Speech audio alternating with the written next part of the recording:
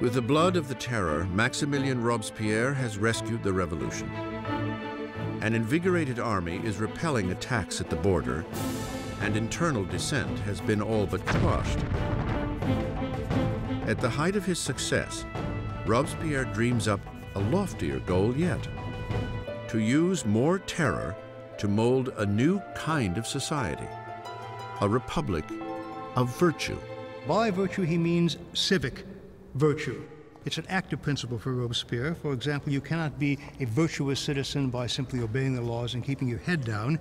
You must actively be involved in the work of the state, and that includes for Robespierre destroying the enemies of the state. On February 5th, 1794, Robespierre gives a speech outlining his philosophy. Terror without virtue is disastrous, but virtue without terror is powerless. He associates terror with virtue. Terror at that moment becomes in his thinking an instrument by which you create virtue.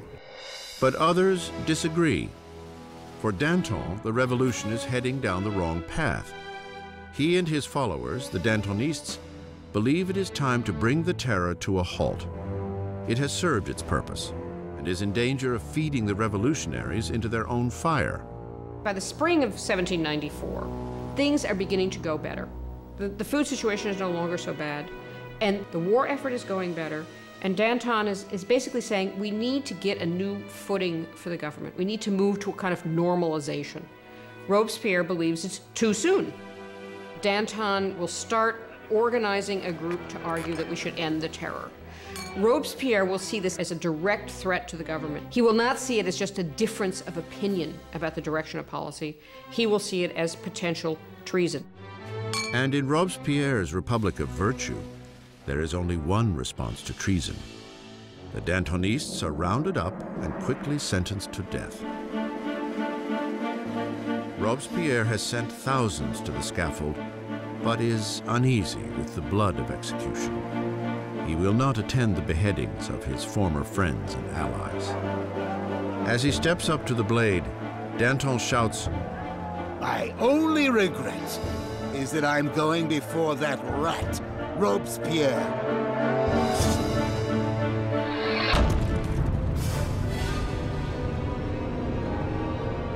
With the Dantonists out of the way, Robespierre launches France into an even bloodier, more horrifying period: the Great Terror. The Great Terror is the name given to the last phase of the terror in the spring of 1794 into the summer of 1794. It's the period at which the tempo of executions really starts to increase, at which the atmosphere of paranoia, particularly in Paris, but really across the country, starts to increase exponentially. You can track the number of executions until it's up to almost 800 per month in Paris, towards the end even more. Paris's executioner is busier than ever. But on June 6, 1794, the roll of the carts comes to a halt. The guillotine hangs silent. Robespierre has declared a new religious holiday, the Festival of the Supreme Being.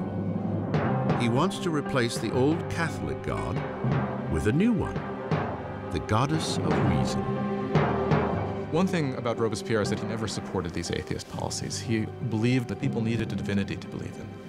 And he helped sponsor this cult that was called the Cult of the Supreme Being, with this extraordinary tableau in Paris in, I believe it was June of 1794, which had choirs of people dressed in white singing. You had this kind of papier-mâché mountain that was built in the center of Paris. And then at the critical moment of the ceremony, you had Robespierre himself sort of emerging on the top of this mountain, clad in a toga, and marching down. And I think at this moment, a lot of people felt, all right, who does he really think he is? Does he think he's God here? Does he think he's the king? As the Great Terror spirals on, Robespierre's colleagues see the Festival of the Supreme Being as his departure from the realm of reality. There are those who think that Robespierre really has reached so extreme and so unreasonable a position that he can't turn back, that his fanaticism has somehow overtaken him, and there are those who think he's just gone nuts. Once again, Robespierre's suspicions turn to those closest at hand. On June 27th, now the 9th of Thermidor, he appears before the convention and delivers a speech of threats. It is the last speech he will ever give. Robespierre makes a tactical error. He comes in and announces that he has a new list of enemies of the Republic, but he won't give the list. Therefore, everyone is afraid they might be on the list, and when he comes back the next day to give the list, he is arrested before he can speak. An unexpected chorus of voices shouts Robespierre down. He is stunned into silence. The deputies declare him an outlaw and immediately remove him from the convention.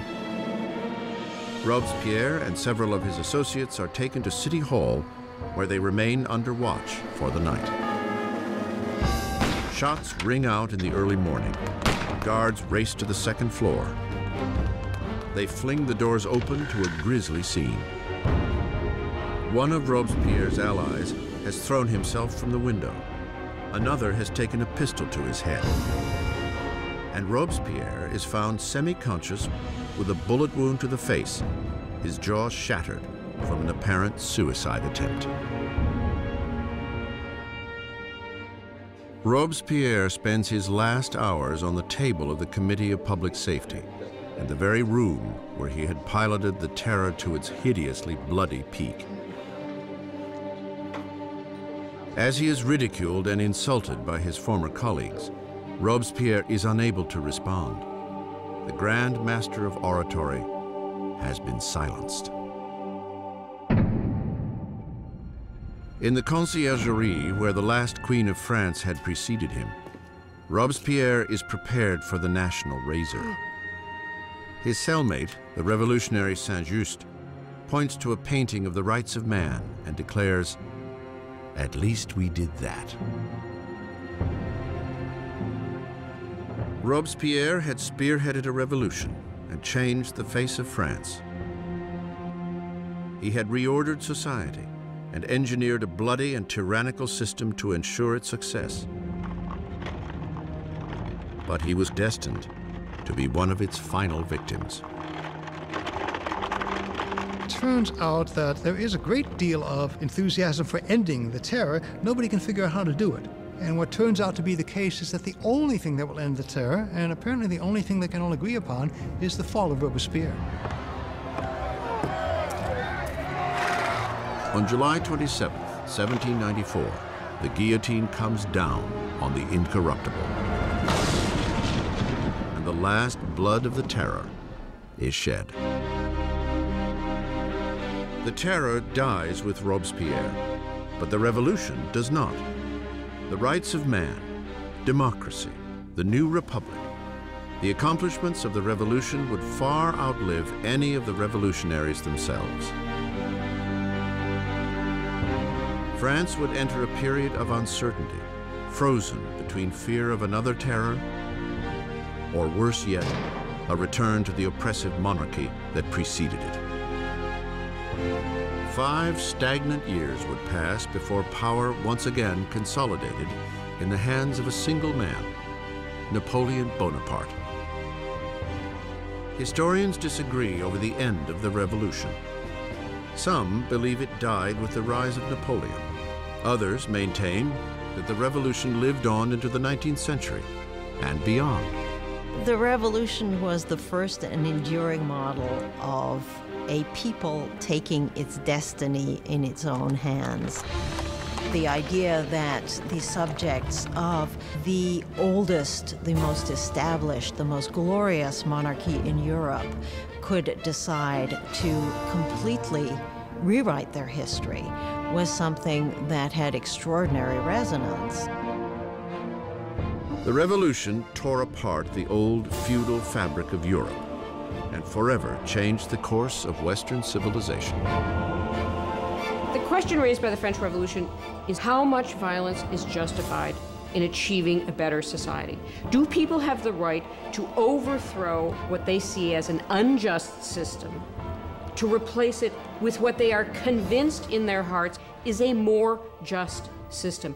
How much violence is justified in doing that? We still face this question today.